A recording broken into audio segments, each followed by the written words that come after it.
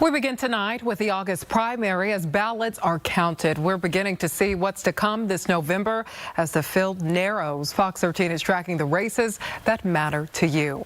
Let's start with Fox 13's Jennifer Dowling live at the watch party for the Washington Democrats. And Jennifer, you're tracking one of the hottest races in our state, Congressional District 3.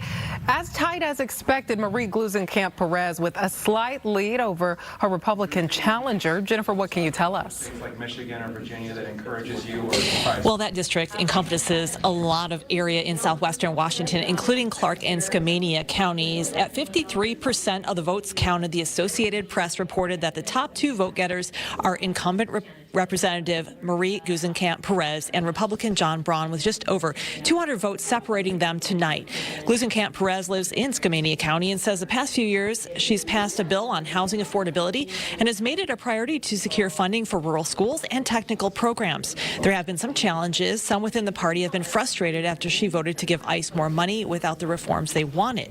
The chair of the Washington State Democrats, Shasti Conrad, says the elections in the 3rd District have been close for the last 2 cycles, but is hopeful that Gluesenkamp-Perez can win again in November.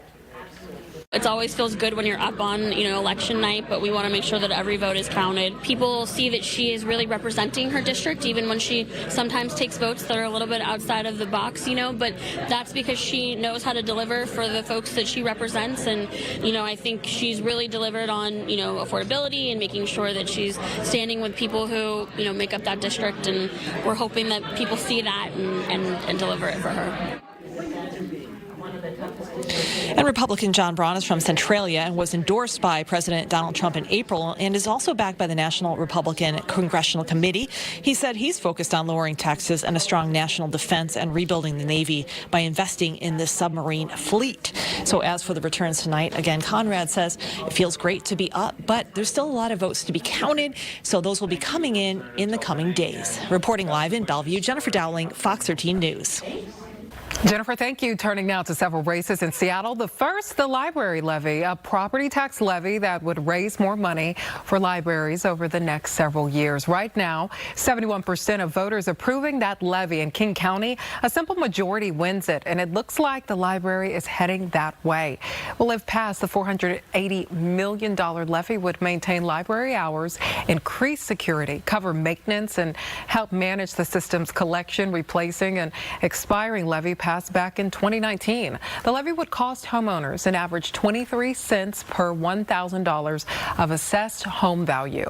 So that's about $193 a year for a median home. Now to Seattle City Council. 4 candidates vying to fill the City Council's District 5 seats. Silas James, Julie Kang, Nilu Jenks, and Dimitri Georgakopoulos.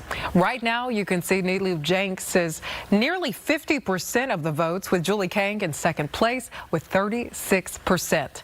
The district includes the infamous Aurora Avenue, which has been known for sex trafficking and has seen a surge of gun violence this year.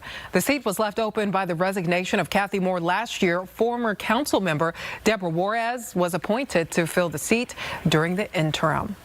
And one of the most consequential decisions voters are making this year is one down at the bottom of the ballot, the race for the state Supreme Court. 5 of the 9 seats, more than half, are changing hands. 4 of those races narrowed in today. Well, Fox 13's Alejandro Guzman tracking the latest. Alejandro, what can you tell us? Yeah, that's right, Sabira. The winners of this race could shape the direction of the state's highest court for years to come. Now, additionally, this race comes down to one of the major questions on voters' mind. Can the state expand its taxing power? Let's get straight to those vote totals at the end of tonight. For Justice Position 1, we have Colleen Melody, who is the incumbent and was actually appointed by Governor Bob Ferguson in November of last year. She's leading with 51% of the votes, and with 30% is tax attorney Scott Edwards. In position 3, we have Judge Jamie Michelle Hawk with 32% of those votes, David Stevens with 35% of those votes, and just not trailing too far behind, Mike Diaz with 30% of those votes.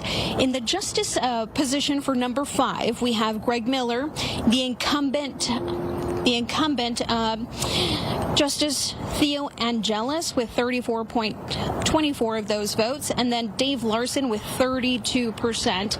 And then last but not least, we have position 7 at the end of this, and we do have several candidates here, especially some that may be very noteworthy for folks.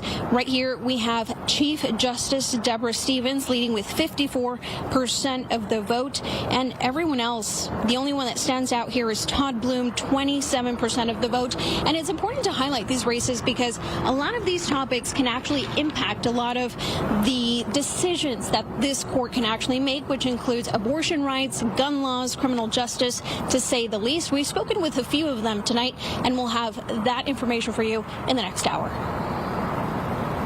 Alejandra, thank you. Fox 13 is staying on top of dozens of other races. You can find all of the results on our website. That's fox13seattle.com.